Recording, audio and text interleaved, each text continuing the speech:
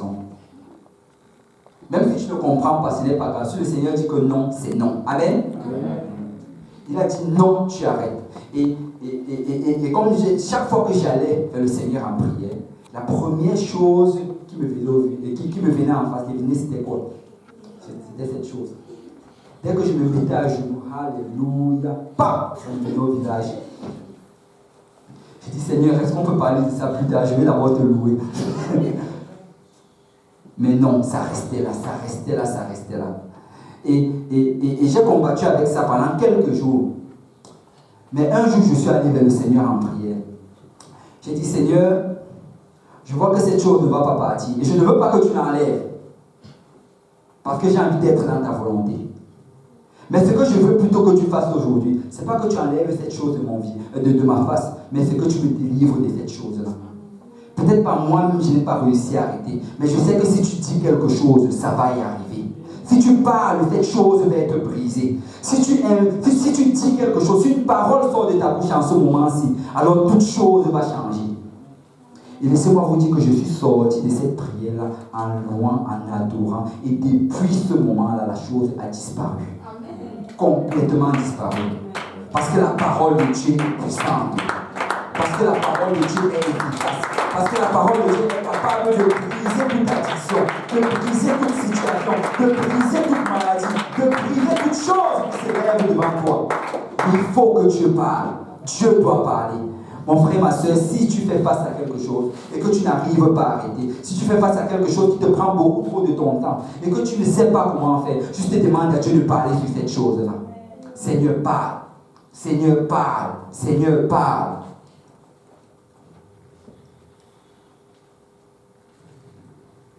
Non seulement Dieu doit parler, mais nous aussi nous devons parler. Il faut que Dieu parle, bien sûr, mais nous aussi nous devons parler. Nous devons aller vers le Seigneur, parce que si tu vois encore dans le même livre d'Ésaïe, la plupart du temps, Dieu allait envoyer son serviteur, il allait dire, va parler à mon peuple. Et qu'il dise ceci, nous devons parler. Amen. Et au temps d'Ésaïe, comme je l'ai dit tantôt, le peuple était rebelle. Et Dieu avait prononcé un jugement contre son peuple. Et le jugement était déjà en train de se réaliser. Parce que ces peuples-là étaient déjà en train de bouger, ils venaient attaquer le peuple d'Israël. Et alors qu'ils se sont retrouvés au milieu du jugement de l'Éternel, alors qu'ils commençaient à être oppressés par tous ces peuples-là qui les envahissaient, le peuple d'Israël a commencé à garder silence.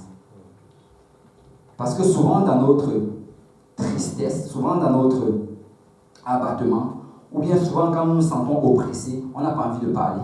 Je ne sais pas si ça n'arrive pas à quelqu'un ici, mais souvent moi ça m'arrive. Souvent quand tu te sens mal, tu n'as pas envie de parler. Je dis ok, laissez-moi, je n'ai envie de parler à personne. Est-ce que c'est déjà arrivé à quelqu'un ici? Mais ce n'est pas la volonté de Dieu pour ta vie. Ésaïe chapitre 42, verset 22. Et c'est un peuple pillé et dépouillé. C'est le Seigneur qui a envoyé les oppresseurs à cause de leur désobéissance. C'était le jugement de Dieu. C'est Dieu qui avait fait tomber ce jugement sur eux. Mais regardez ce que le Seigneur dit lui-même. Et c'est un peuple pillé et dépouillé. On les a enchaînés dans les cavernes, plongés dans des cachots. Ils sont mis au pillage et personne qui les délivre. Waouh! Mais regardez la fin du verset. Dépouillés et personne qui dise restitue. C'est la volonté du Seigneur que tu dises restitue aujourd'hui. Quelle que soit la situation dans laquelle tu te trouves, tu sais, même si c'est le jugement de Dieu dans ta vie, même si tu as fait des choses dans le passé qui justifient que tu te trouves d'une maladie aujourd'hui, même si tu as fait des choses dans le passé qui justifient que tu te trouves d'une situation aujourd'hui, le Seigneur veut que tu dises restitue. Si quelqu'un peut dire restitue, si quelqu'un peut dire restitue, au nom de Jésus-Christ, restitue. Tu ne dois jamais voir le jugement de Dieu dans ta vie comme si c'était une condamnation qui avait été décrétée et qui ne pouvait pas changer. Souvent on a tendance, et ça c'est vrai, on enseigne ceci, on dit que le pardon du péché, ce n'est pas la même chose que la conséquence du péché. On dit que peut-être que tu étais dans le monde et que tu es venu à Dieu, Dieu t'a pardonné de tes péchés. Ça veut dire qu'il y a ton nom qui est marqué dans le livre de vie, tu vas aller au ciel. Mais que sur cette terre, si souvent tu vas récolter le fruit de cela. Que peut-être si tu as reçu une maladie quand tu étais dans le péché, ben que ça va te suivre peut-être jusqu'à ta mort. Laisse-moi te dire qu'aujourd'hui, tu peux dire restitue. Au nom de Jésus. Tu peux dire restitue. Tu peux dire Seigneur, peut-être j'étais malade, peut-être j'ai fait tout cela, et peut-être c'est juste cela, mais Seigneur, je dis restitue. Au nom de Jésus. Au nom de Jésus-Christ, restitue. Ce n'est pas la volonté du Seigneur que tu restes dans cette situation, mais c'est la volonté du Seigneur que tu dises je restitue. Tu dois confesser ta guérison. Tu dois confesser ta restauration. Tu dois confesser la main de l'Éternel dans ta vie.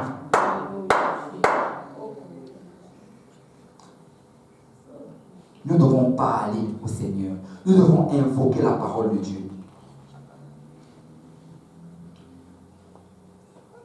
Les chrétiens, en fait, qui n'invoquent pas la parole de Dieu, qui ne vont pas vers le Seigneur en prière, ils sont en train de se priver d'un très grand privilège.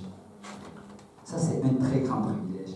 Proverbe 18, verset 21, la Bible dit « La vie et la mort sont au pouvoir de la langue. » La vie et la mort sont au pouvoir de la langue.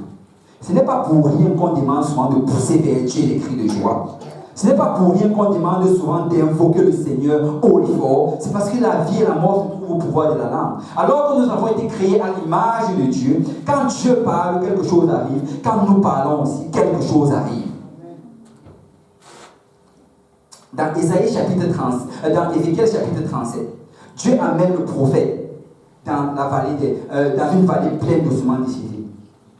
Et alors qu'il se trouve proche de ces ossements desséchés, vous savez, ce n'est pas le Seigneur qui a parlé directement. Il a plutôt dit à Ézéchiel, toi parle.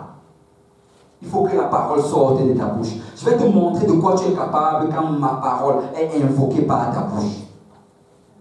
Et alors qu'Ézéchiel a commencé à parler, ainsi parle l'Éternel. Rapidement, on a vu comment les choses ont commencé à changer, comment les ossements ont commencé à se rejoindre les uns les autres, comment la chair a apparu, et comme une grande armée s'est levée. Parce qu'il y a la puissance dans la parole. Il y a la puissance dans la parole. Nous devons parler. Dieu parle, mais nous devons parler. Amen. Je dois parler. Je dois parler. Même si ma vie ressemble à une vallée d'ossements desséchés. Si je dis ainsi parle l'Éternel, laisse-moi te dire que tout peut changer. Tout va changer. Parce que c'est la parole de Dieu. Ce n'est pas ma parole, mais c'est la parole de Dieu. Et le problème, en fait, avec cela, c'est que on a l'habitude, au départ, quand tu donnes ta vie au Seigneur, ta vie de prière est en feu. Tu passes beaucoup de temps dans la prière. Tu pries, et si tu n'es pas vigilant, ce que très rapidement, quand tu vas réaliser que certaines de tes prières n'arrivent pas directement, ou bien ne s'exaucent pas immédiatement, tu vas commencer à freiner dans ta prière. Tu vas commencer à moins parler à Dieu, moins demander à Dieu. Et dans Ésaïe chapitre 43, verset 22, le Seigneur en parle. Il dit, et tu ne m'as pas invoqué, ô Jacob, car tu t'es lassé de moi, ô Israël. À un certain moment, tu vas te lasser de Dieu. Que, oh, je demande, mais je ne vois pas. Ça fait combien de temps je prie pour que je guérisse, mais je ne guéris pas. Ça fait combien de temps je prie pour cette facture, pour ce problème, mais ça n'arrive pas. Tu vas te lasser de Dieu. Mais le Seigneur m'envoie dire à quelqu'un ici, quel que soit le nombre de temps que tu as prié, quel que soit le nombre de temps que tu as élevé ta voix vers le Seigneur, ta prière n'a pas été en vain. Ta prière n'a pas été vaine. Un moment va venir où le Seigneur va agir. Tout ce que tu dois faire, c'est de persévérer dans la prière. Tout ce que tu dois faire, c'est de tenir ferme. Tout ce que tu dois faire, c'est de continuer à élever ta voix vers le Seigneur. Parce que aussi puissante que sa parole qui sort de ta bouche est, aussi puissante que sa parole qui sort de ta bouche est. Invoque le Seigneur en prière. Élève ta voix vers le Seigneur et continue à prier. Parce qu'au jour du salut, le Seigneur va t'exaucer. Dieu entend chacune de tes prières. Aucune d'entre elles n'est vaine. Même si souvent tu ne ressens pas sa présence. Même si souvent tu as l'impression que tu es seul en train de parler. Même souvent tu as l'impression que personne ne t'entend. Que c'est un vide, comme si tes prières ne traversent même pas la toiture. L'Éternel ne t'abandonne pas, il ne te laisse pas. Il est là, il t'écoute. Il t'écoute. Il a dit qu'il n'allait jamais t'abandonner, qu'il n'allait jamais te laisser. Alors il est fidèle en sa parole. Il s'assure lui-même d'accomplir et de respecter sa parole. Il est là. Parle au Seigneur. Parle au Seigneur. Tu dois parler à Dieu. Alors nous allons prier, nous allons chercher sa face, nous allons continuer à lever nos voix vers le Seigneur. Et nous allons faire comme David. Éternel, le matin tu entends ma voix. Le matin tu entends ma voix. Même si je ne te vois pas, même si je ne te ressens pas, même si j'ai l'impression que tu n'entends pas ma voix, ta parole dit que tu entends ma voix. Alors j'ai confiance en ta parole et je vais me lever le matin et je vais me lever peut-être dans l'après-midi, puis si c'est pas ton temps de prière, mais je vais élever ma voix vers le Seigneur.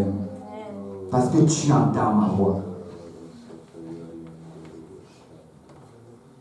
Et après avoir élevé notre voix vers le Seigneur, on va faire ce que David fait. Le matin, je me tourne vers toi et je regarde. Seigneur, j'ai parlé, maintenant c'est à ton tour de parler. Seigneur, je t'ai invoqué, maintenant c'est à ton tour de parler. Décrète une loi sur ma vie. Brise les chaînes de l'iniquité. Mais dis quelque chose, Seigneur. Seigneur, je ne peux pas sortir de la prière telle que je suis rentré. Peut-être je suis rentré avec cette addiction, mais je dois sortir délivré. Peut-être je suis rentré avec ce problème, mais je dois sortir avec une solution. Seigneur, tu dois parler. Je garde les yeux vers toi et je te regarde, mais tu dois parler.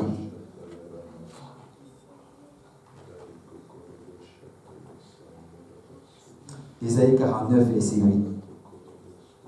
Ainsi parle l'Éternel.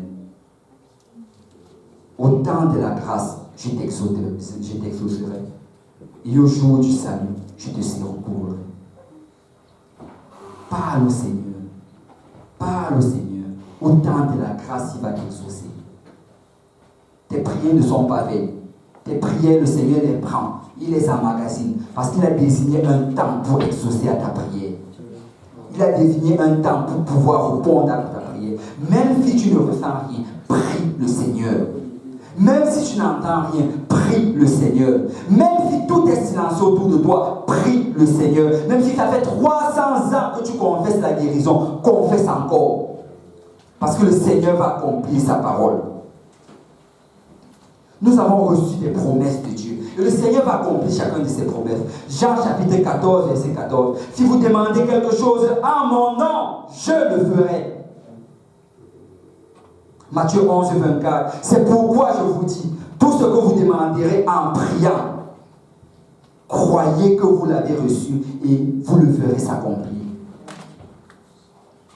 Matthieu 18, 18, je vous le dis en vérité, tout ce que vous lirez sur la terre sera lié dans le ciel. Et tout ce que vous délirez sur la terre sera délié dans le ciel. Laissez-moi dire à quelqu'un aujourd'hui, le Seigneur entend ta prière. Et tu dois délier les choses sur cette terre. Tu dois invoquer le nom de l'Éternel. Tu dois parler, confesser. Et alors tu vas voir comment le Seigneur va agir. Parce qu'il est fidèle pour accomplir sa parole. Il va accomplir sa parole. Dis à ton voisin, il va accomplir sa parole. Celui qui invoquera le nom du Seigneur sera sauvé. Il faut qu'une invocation soit faite. Il faut qu'une invocation soit faite. La parole doit sortir de ta bouche.